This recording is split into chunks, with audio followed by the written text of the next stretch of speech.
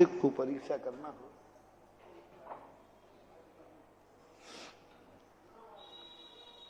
तो एक घनघोर जंगल में एक कुएं में उसको छोड़ दो, वो कुएं में गिर जाए। नास्तिक है। आप देखना, वो सीढ़ियां मीडिया तो बाद में देखेगा, पहले ऊपर कोई है क्या? अरे ऊपर कोई क्या है? ऊपर वही है जिसको तू नहीं मानता है। नियम से उसके मन में एक परिणाम जागेगा कि यदि दुनिया में कोई शक्ति है तो मुझे आज बचा ले। यही आवाज बता रही है कि दुनिया में कोई महाशक्ति है। जब दुनिया की कोई शरण नहीं होती है तो वह महाशक्ति ही शरण होती है।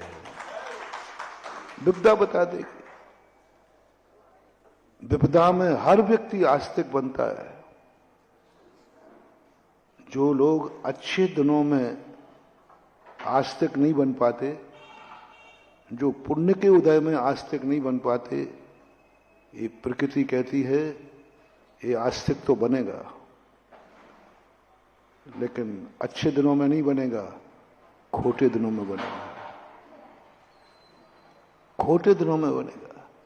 दो तरीके से आस्तिक बना जाता है। जैसे एक बार मैंने उदाहरण दिया था, एक व्यक्ति अपराध करता है, होते हैं सज्जन पुरुषों से भी अपराध होते हैं, हो जाते हैं, लेकिन वो जैसे ही अदालत में जाता है, पहली बात तो जो सबसे महाजन है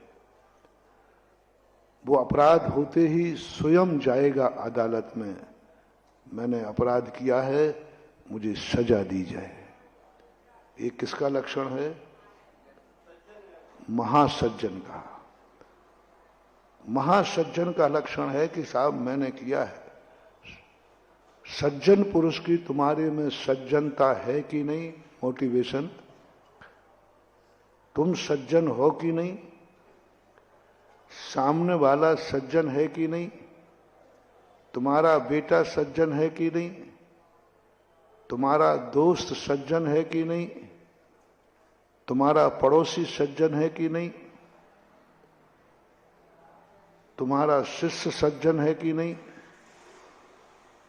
जो कुछ भी दुनिया में है वो सज्जन की एक बहुत छोटी सी पहचान दे रहा हूं।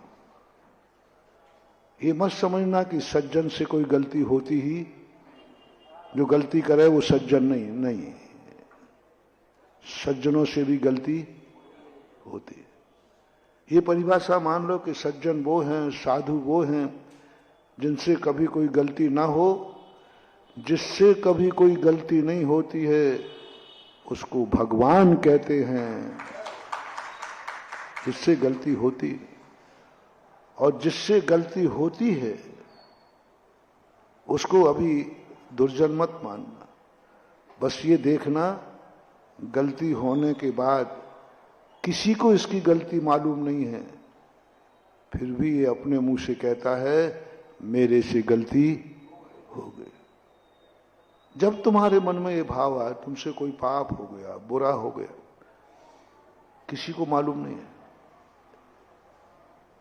किसी को मालूम नहीं है। दो को मालूम है, भगवान को और आत्मा को। और वो जाकर के कहता है नहीं, मैंने अपराध किया है, मुझे सजा दी जाए। बोले गवाह क्या है? बोले मैं खुद गवाह हूं, इसका नाम है सज्जन। प्रायश्चित को तब क्यों कह दिया गया? हमारे एक प्रायश्चित आता है और प्रायश्चित लेने वाला तपस्वी कहलाता है। मैंने सोचा कि सजा लेने वाला, अपराध स्वीकार करने वाला तपस्वी कैसे हो गया? अपराध जो स्वीकार कर लेते तो जेल होना चाहिए। नीति तो यही है। यदि अदालत में कोई व्यक्ति अपना अपराध शुरू कर दे, स्वीकार कर ले, तो उसे सजा बोल दी जाती है या छोड़ दिया जाता है? सजा होती है। ये राजनीति है। और धर्म नीति में क्या है? जो अपना अपराध स्वीकार कर लेता है उसे तपस्वी कहा जाता है कि इसने क्या किया। प्रायश्चित में, और प्रायश्चित दिया नहीं जाता, प्रायश्चित लिया जाता है। सजा ली नहीं जाती, सजा दी जाती है। अपराधी सजा भोगता है और दुर्जन सजा भोगता है, और सज्जन प्रायश्चित लेता है। बहुत अंतर हो गया, बहुत जमीन आसमान।